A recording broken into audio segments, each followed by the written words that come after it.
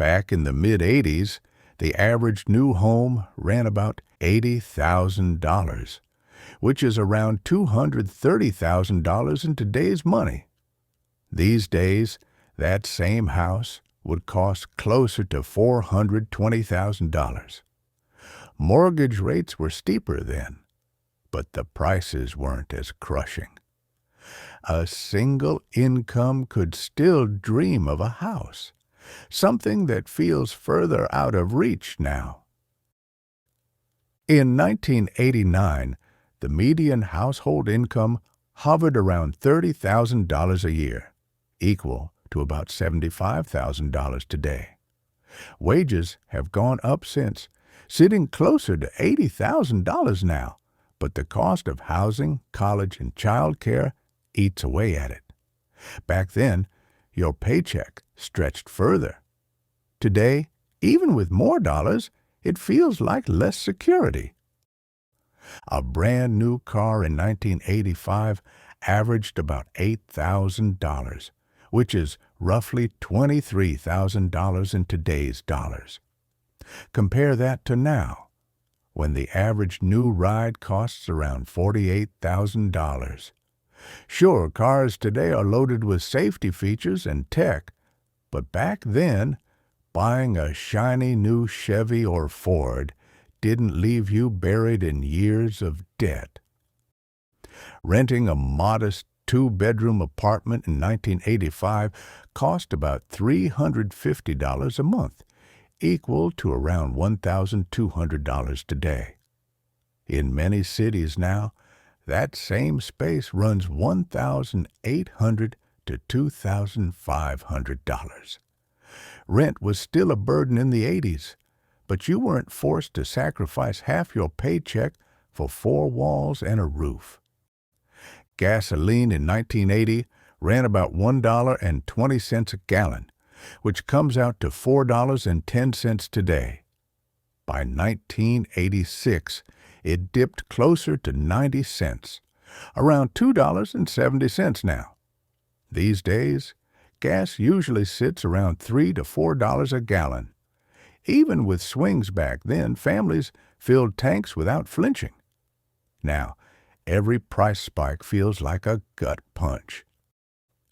Public college tuition in 1980 averaged $1,000 to $1,500 a year, which translates to roughly $1,500 a year. $3,800 to $5,700 today. Now, the same schools often charge $10,000 or $11,000 a year just for tuition. In the '80s, parents in part-time jobs could cover it. Today, students graduate with debt that sometimes hangs around for decades. In the 1980s, groceries still felt affordable. A loaf of bread cost about 50 cents, a gallon of milk around $1.80, and a dozen eggs close to 90 cents. Prices have gone up, but not nearly as fast as housing or child care. It was food you could budget around. Fast food in the '80s was cheap and simple. A hamburger ran about 50 cents, equal to $1.40 today. Now, the same burger costs $2 to $3, and value menus keep shrinking. Back then, grabbing dinner at McDonald's was a budget-friendly break. Today, it feels closer to the price of a sit-down meal. Health insurance premiums in the late '80s averaged around $1,100 a year for a family, about $3,500 to $4,000 today. Compare that to now, when family premiums can top $22,000 annually. Back then, insurance came standard with many jobs and was simple. Today, it's a puzzle of networks, deductibles, and enough paperwork to make you dizzy. Mortgage interest rates in the '80s often ran in the double digits, 12, 15, sometimes even 18%. Payments were steep, but the houses themselves cost far less. Today's rates hover in the mid-single digits, but with prices sky high, many families find ownership harder. In truth, the weight on the middle class is heavy in both eras. Back in the 80s, savings accounts and CDS often returned 7 to 10% interest.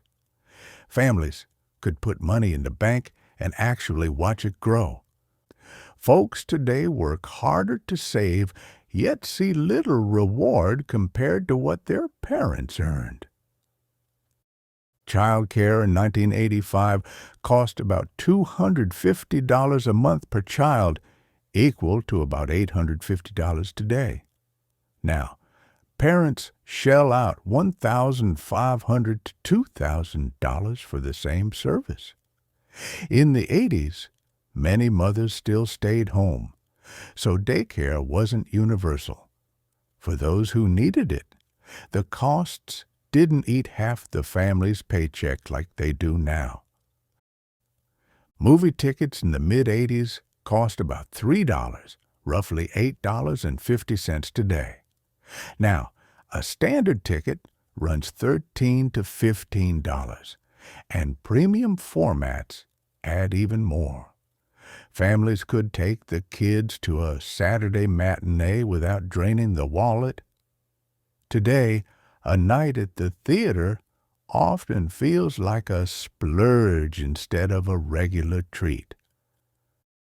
Fitness in the 1980s was Jane Fonda tapes in the living room, mall walkers pacing before stores opened, and neon sweatbands soaking with effort.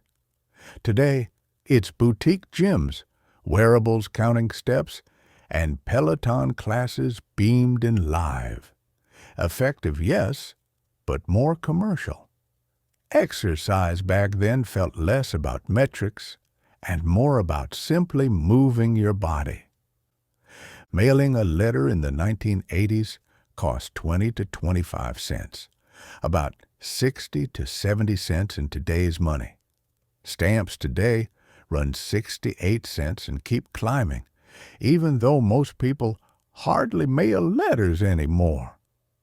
Back then, you always kept a roll in the drawer. These days, the mailbox sees more bills than postcards. Long-distance phone calls in the late 80s cost about 20 cents a minute, around 55 cents today. Folks watched the clock carefully when calling relatives across states. Now, we have video calls over Wi-Fi that don't cost a dime. Technology won the price war. But back then, phone calls carried a weight they don't today. A round-trip flight from New York to Los Angeles in 1985 ran about $300, equal to $860 today. Now, discount carriers sometimes sell that same flight for under $300. But you'll pay fees for bags, food, even picking a seat. Flying then cost more, but it still felt special. Now, it feels more like a chore. Smoking was everywhere in the 80s. You lit up in offices, airplanes, and restaurants with ashtrays on every table. Today, indoor smoking bans are nearly universal, and most people recoil at the smell. Looking back, it's hard to believe how normal it once was, but at the time, nobody thought twice about it. Drinking and driving was treated a lot more casually in the 1980s. Folks might leave a bar and drive home without a second thought. These days, stricter laws, checkpoints, and ride-share apps make it far less common. The roads are safer now, but that shift came from years of tough lessons and campaigns. In suburban blocks during the 1980s, neighbors organized crime watches and threw block parties. Everyone knew each other's names, kids played across yards, and trust ran deep. Today, security cameras, neighborhood apps, and Ring doorbell alerts fill the gap. The tools work, but they don't replace the handshake and trust that built neighborhoods back then. A 25-inch color television in 1985 cost around $400, equal to $1,150 today. These days, you can buy a 55-inch 4K TV for $300 to $500. The price of screens collapsed, even as the picture sharpened. Back then, the TV was an investment. Now, you can replace it for less than a month's rent. The first IBM personal computer in 1981 cost about $1,565, nearly $5,100 today. Apple's Macintosh in 1984 went for $2,495, about $7,000 in today's money. Today, a capable laptop runs $500 to $1,000. Computers are faster, cheaper, and everywhere. In many suburban neighborhoods during the 1980s, doors were left unlocked without worry. Kids roamed until dark, and parents trusted their neighbors. Today, security cameras, alarms, and deadbolts are the norm. Times may be safer in some ways, but the sense of everyday trust has slipped, and folks remember how different that felt. The 1980s still carried a strong American manufacturing identity. Union jobs in auto plants, steel mills, and factories offered steady pay and pensions. By the 2020s, most of those jobs had vanished, moved overseas, or replaced by service work. Families once built middle-class lives on factory wages. Now, many scrape by in jobs without the same security. Renting a video in the 80s cost $2 or $3 a night, which equals $6 to $9 today. Friday evenings often meant stopping at Blockbuster and arguing over what to pick. Now, streaming services offer endless catalogs for a monthly fee. Convenient, yes, but it doesn't have the same excitement as holding that VHS box. Dating in the 1980s meant meeting through church groups, workplaces, or friends of friends. Couples danced at weddings or shared sodas at diners. Today, apps and DMs replace those introductions, swiping through faces instead of bumping into someone by chance. Love is still love, but it feels less magical when it starts with a thumb on a screen.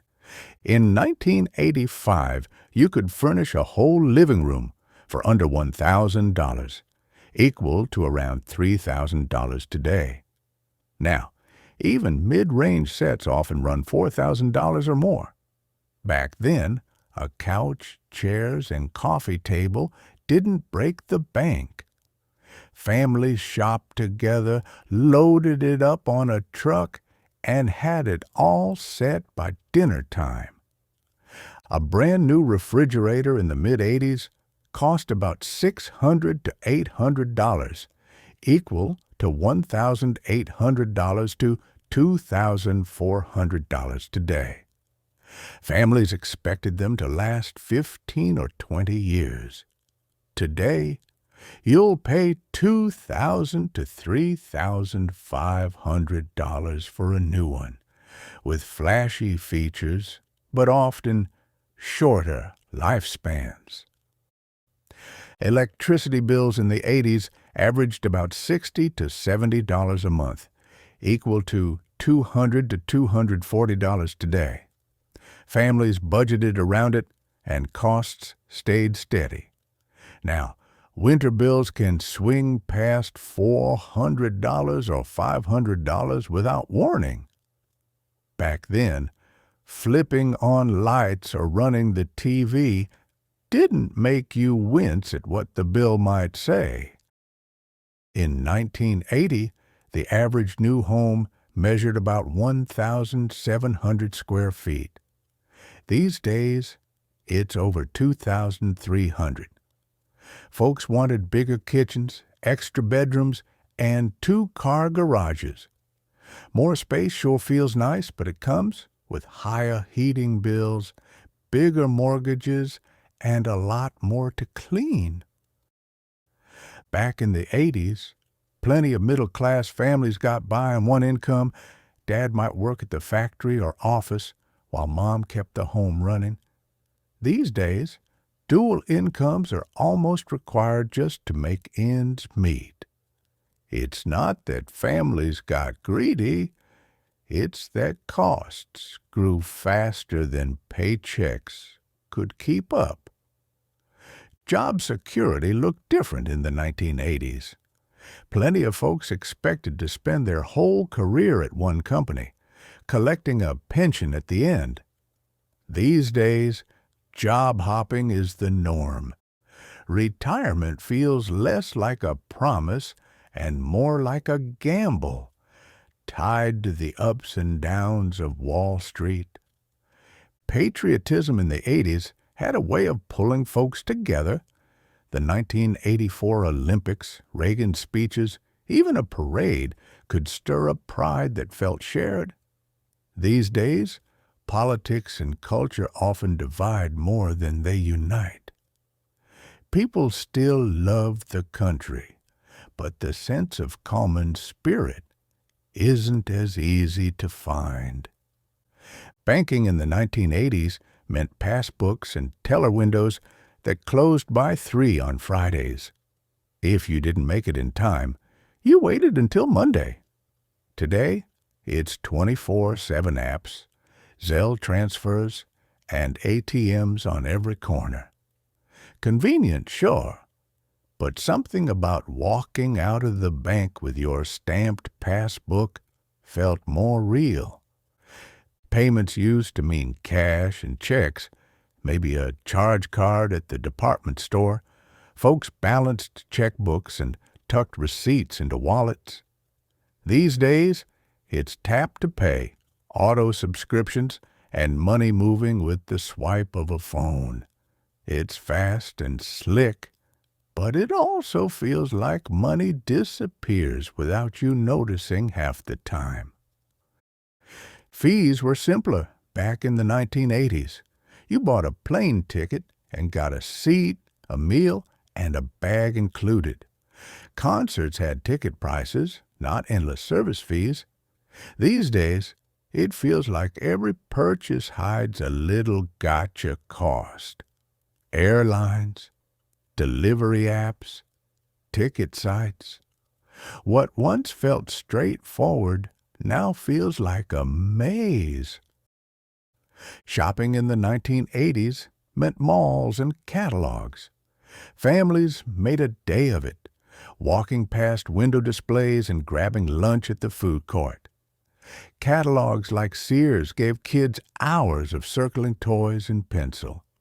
Today, it's all e-commerce, next-day shipping, and porch pirates. Convenient, but not nearly as fun as browsing together. Entertainment choices in the 80s were limited. 3 big TV networks, maybe some cable, and a stack of VHS tapes. Families watched shows at the same time, talking about them the next day. Now, there's endless streaming, podcasts, and shorts, but somehow, everyone's watching something different. Back then, television united us. News in the 1980s came in the morning paper or on the evening broadcast. If something happened overnight, you heard about it the next day. Now, push alerts buzz in your pocket minute by minute. You're always up to date, but the pace never stops.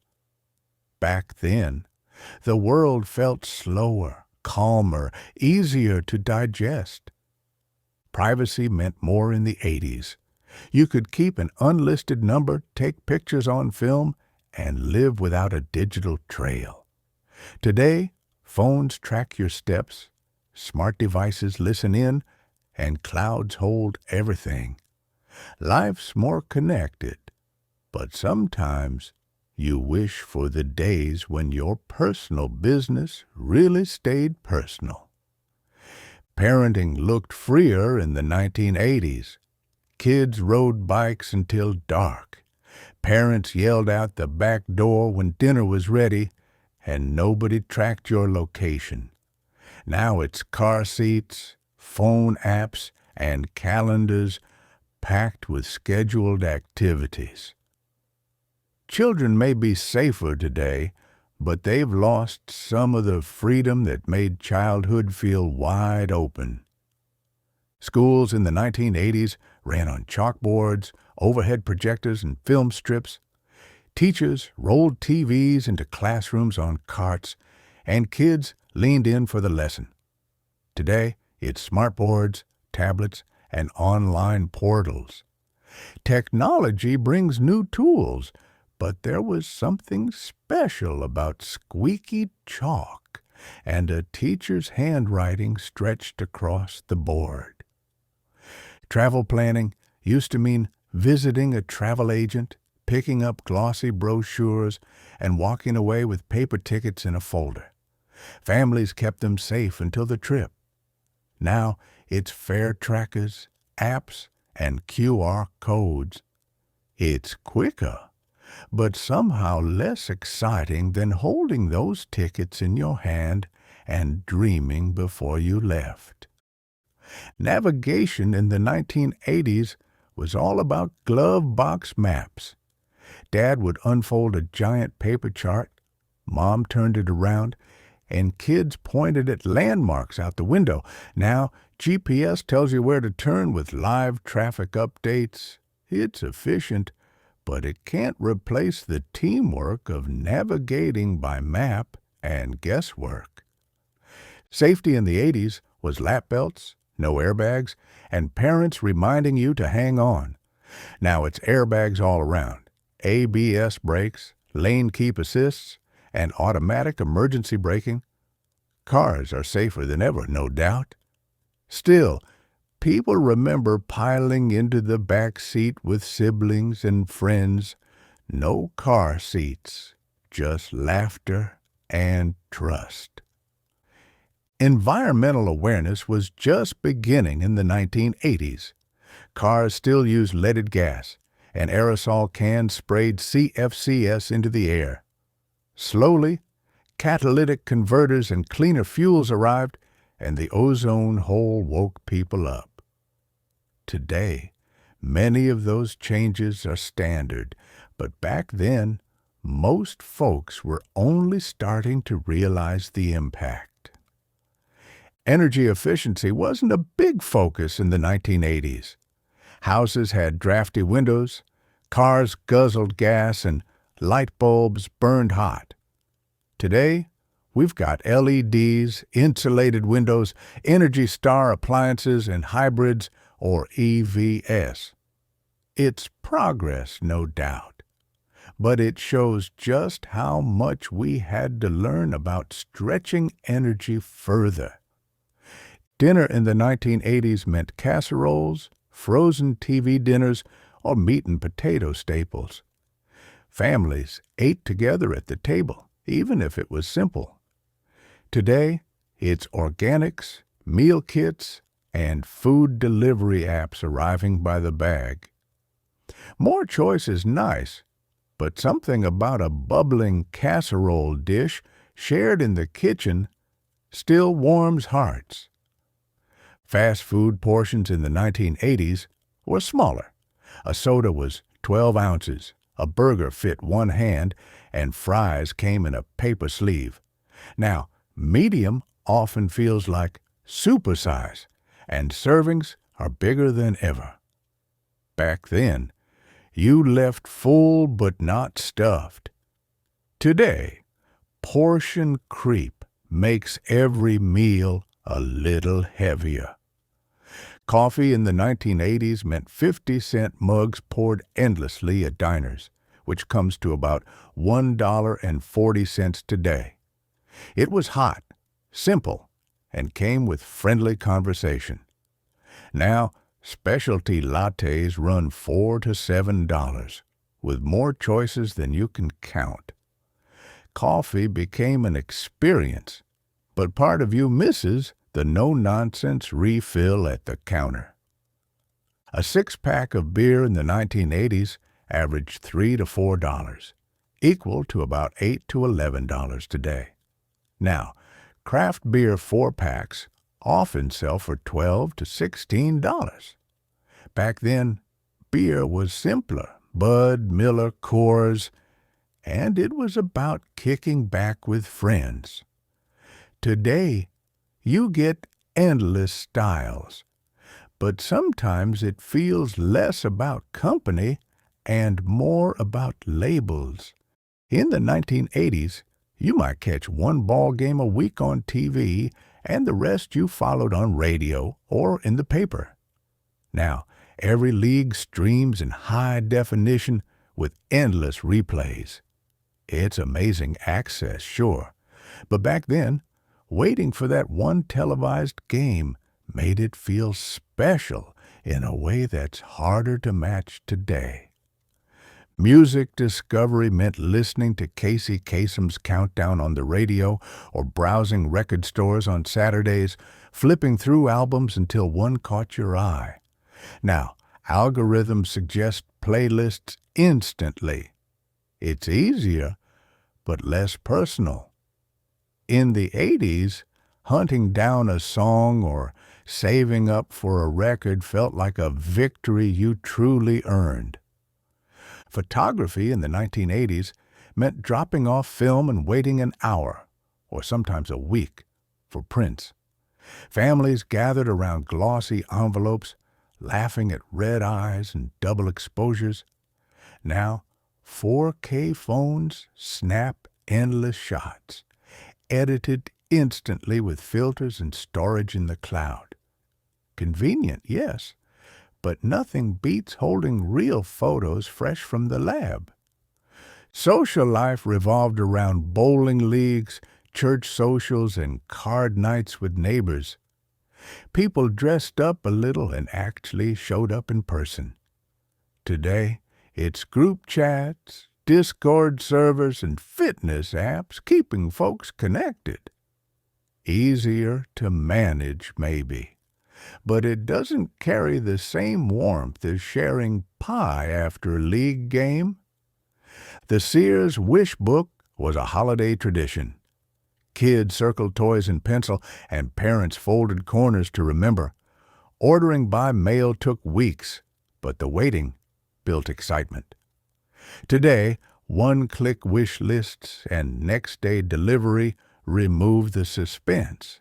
It's faster, but the magic of flipping pages and dreaming together can't be replaced by a glowing screen.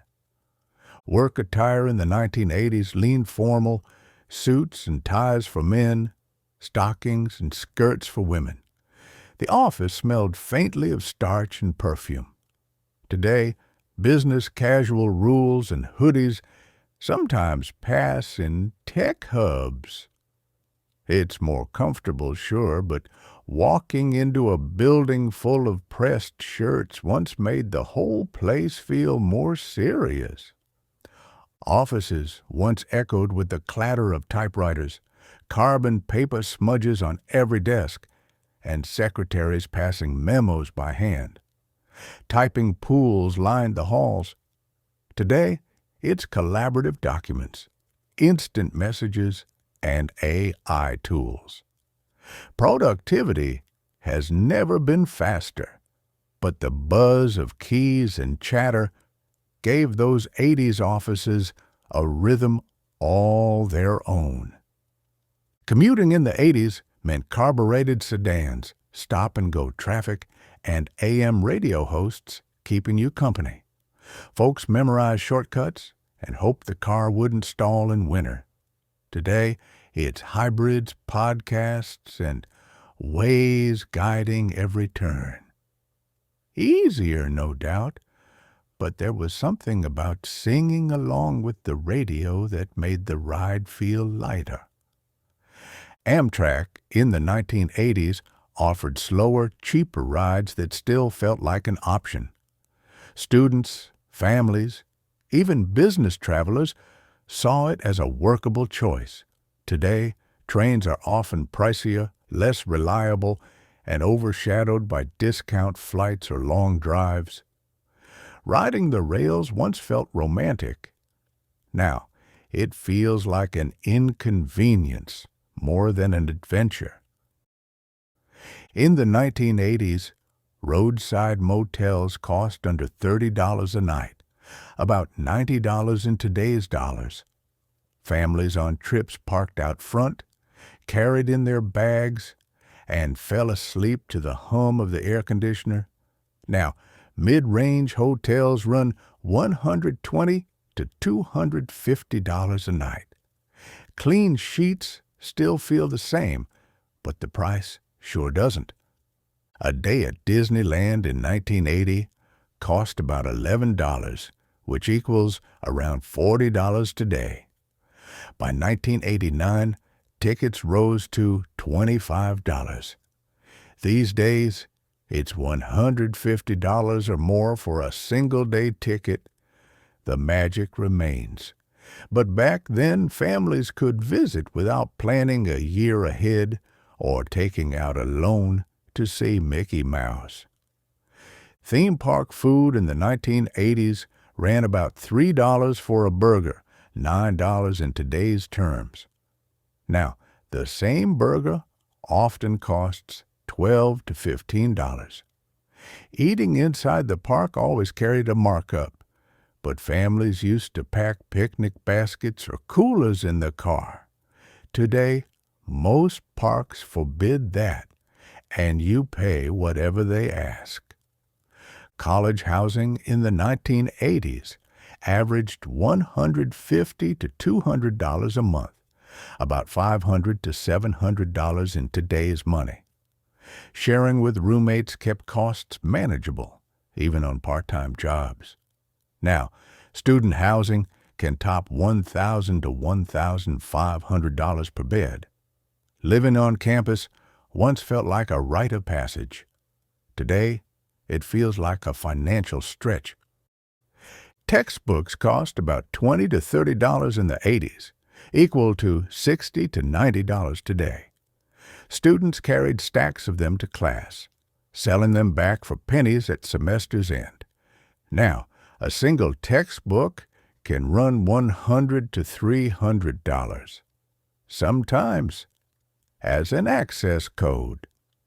Learning hasn't changed much, but the bill sure has. Credit cards in the 80s had sky-high interest rates, but fewer annual fees. People were cautious, using them mostly for emergencies or big purchases. Today, rewards points, cash back, and airline miles lure everyone in, but hidden fees and buy now, pay later traps catch plenty. Back then, debt was a warning. Today, it's built into the system.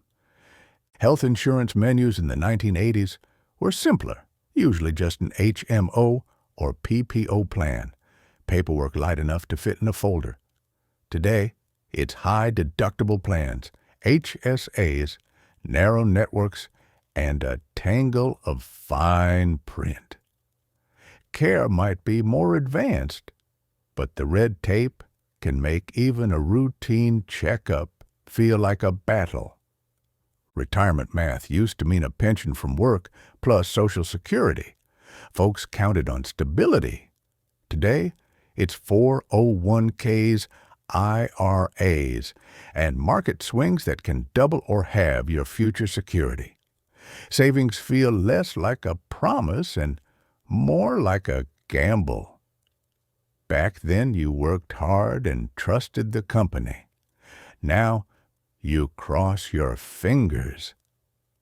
Taxes in 1980 carried a top federal rate of 70%, falling to 28% by 1988.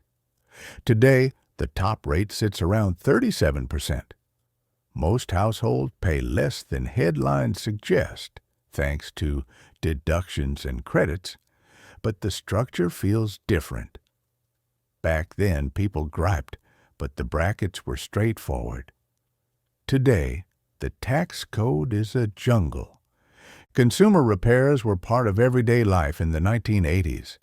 TVs, radios, even shoes went to repair shops, and things were fixed instead of tossed. Now, the culture leans toward replacement, with right-to-repair movements pushing back. Back then, a cobbler or TV repairman was part of every town. Today, they're nearly extinct. Local butchers and corner groceries thrived in the 1980s. You knew the owner, and they knew your order.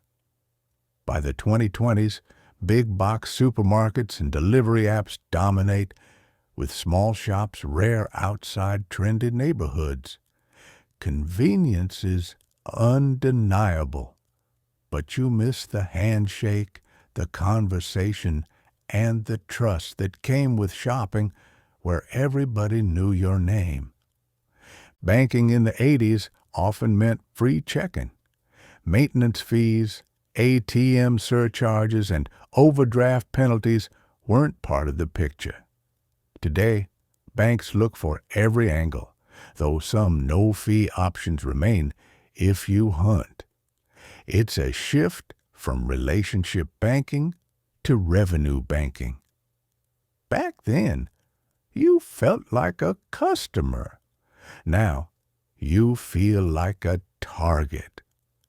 Media trust in the 1980s meant three anchors, Cronkite, rather Brokaw, speaking to millions each night.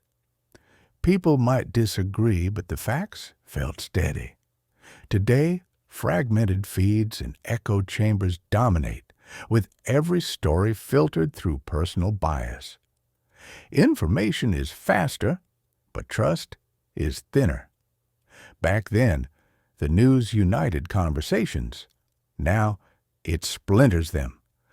Advertising in the 1980s lived on TV, radio, and print. Jingles stuck in your head, and commercials were the price of entertainment. Today, it's targeted ads, influencers, and algorithms chasing you across the internet. It's sharper, sneakier, and harder to escape. Back then, ads were obvious. Now, half the time, you don't even notice you're being sold. School costs in the 1980s were modest. Activity fees, uniforms, maybe a band instrument rental. Parents paid, but it didn't break the budget. Today, pay-to-play sports, long supply lists, and constant fundraising put pressure on families. Education feels pricier at every level, even before college tuition enters the picture. Back then, schools just asked for effort.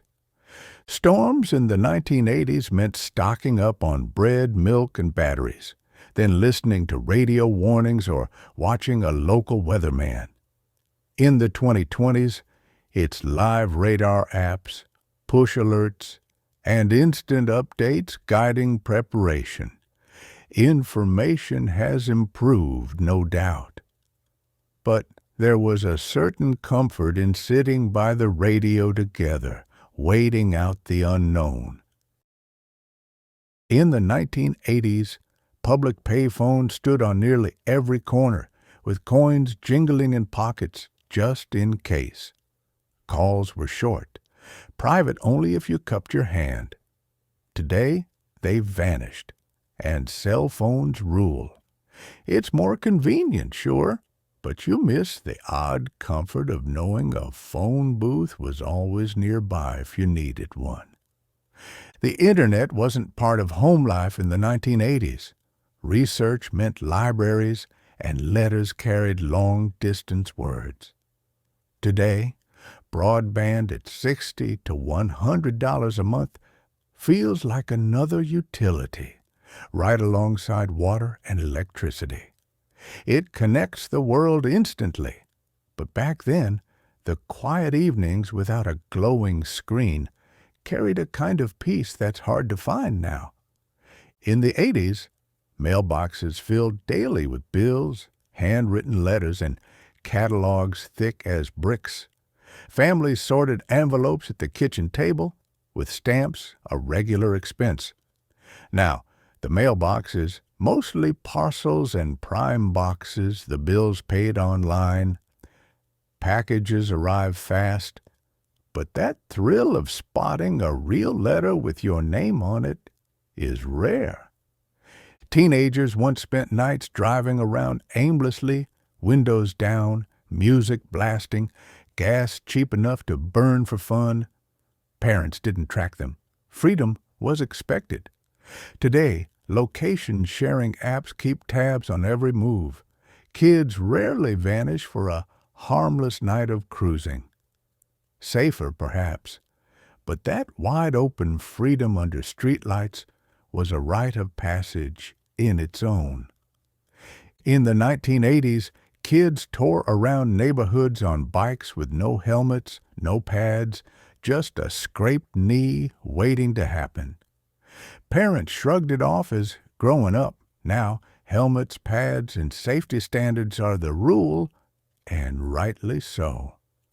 Still, many remember the wind in their hair and the sense of danger as part of the adventure.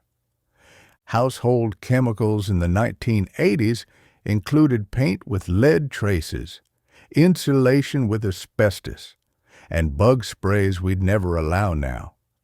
People used them without thinking twice. Today, strict labeling and bans protect families better, though sometimes it feels like warnings are on everything. Back then, it was ignorance. Now, it's caution. But the air smelled sharper in those days. Weather reports in the 80s came from the local TV forecast or a radio crackling during storms. You trusted the weatherman pointing at maps with magnets. Now, it's hyperlocal radar, push alerts, and apps tracking lightning in real time. Useful, yes. But back then, waiting for the evening forecast gave weather a little more drama and suspense. By the mid-1980s, nearly 2/3 of households owned their homes, often on a single income. Young couples could buy modest places without decades of debt. In the 2020s, ownership is delayed for many, squeezed by student loans and soaring prices. The percentage looks similar, but the path is harder and renting stretches on much longer than it once did. Friends gathered around cassette decks to record mixtapes, waiting by the radio to catch a favorite song. Each tape carried hours of care and personality. Today, playlists are shared with a link. Instant, efficient, but less personal. Back then, giving someone a mixtape felt like handing them a piece of yourself, recorded one track at a time. People kept address books stuffed with birthdays, phone numbers, and scribbled notes. Pages grew dog-eared, names crossed out, numbers changed. Today, calendars and contacts live in the cloud, updated automatically. It's neater, but less tangible. Back then, a relative's birthday circled in blue ink carried more weight than a phone buzzing with an automatic reminder. Patience and anticipation shaped life in the 1980s. Waiting for film to be developed, letters to arrive, or shows to air gave time its rhythm. Today, everything's instant, yet somehow less savored.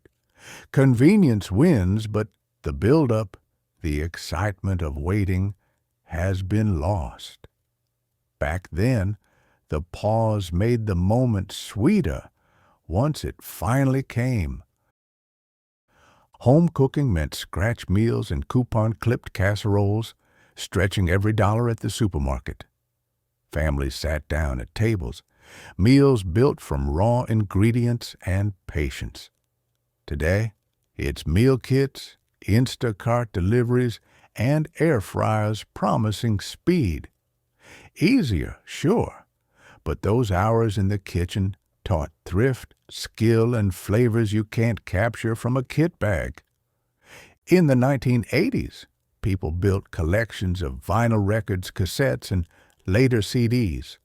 Shelves bowed under the weight of albums owned and cherished. Today, music streams through platforms you never truly own, just rent access to. Convenience is unmatched, but so is the emptiness. Back then, a record was yours, and the collection told your story.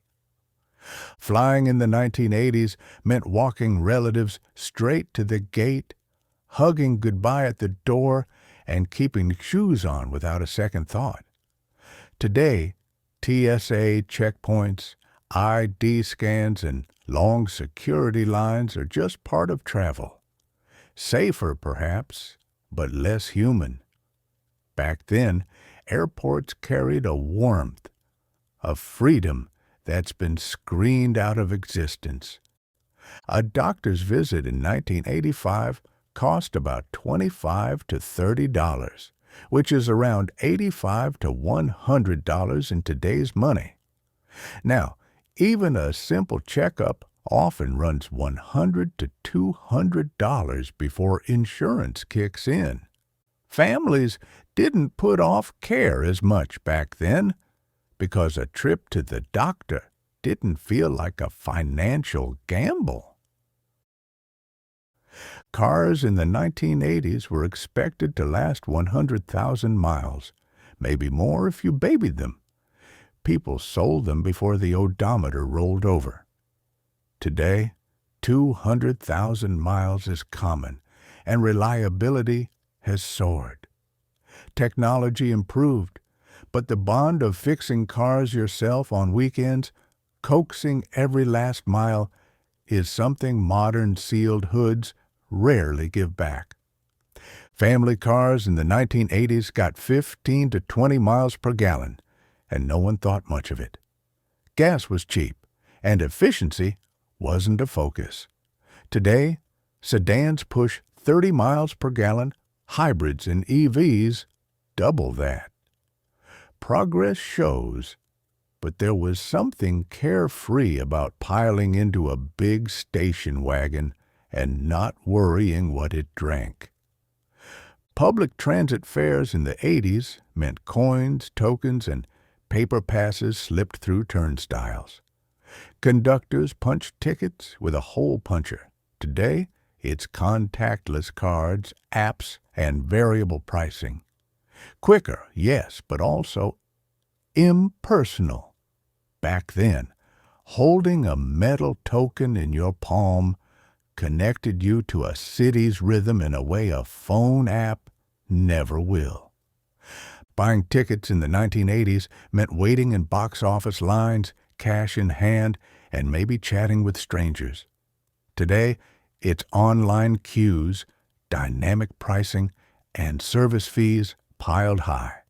Faster, but colder. Back then, the thrill of scoring front-row seats after hours in line made the concert feel earned before the music even started. Building home equity was easier in the 1980s. Houses cost less, mortgages were steep but attainable, and equity grew steadily. Today, high prices and low inventory make entry harder, and many feel like they're running to catch up. Back then, buying a modest home felt possible. Now it feels like chasing something that keeps moving away. Small businesses lined downtown streets in the 1980s, hardware stores, tailors, diners, family-owned places where you knew the clerk by name. Today, Shopify sites, Etsy shops, and the online creator economy replace many storefronts. It's progress, but less personal. Back then, a handshake sealed the deal. Now it's a package delivered by someone you'll never meet. In the 1980s, plenty of young folks graduated high school and went straight into steady jobs. A diploma could get you factory work, office clerking, or trade apprenticeships.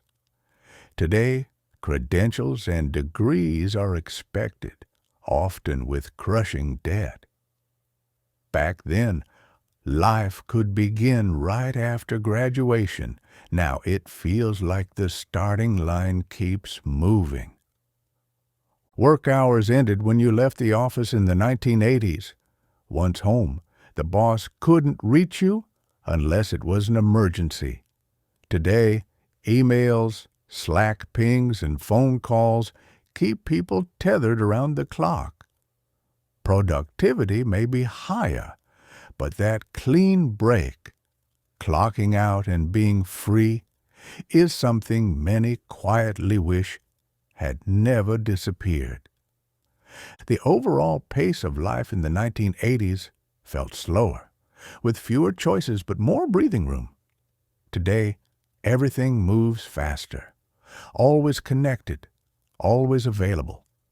Some costs fell like tech or airfares, but the basics, housing, childcare, healthcare, got heavier.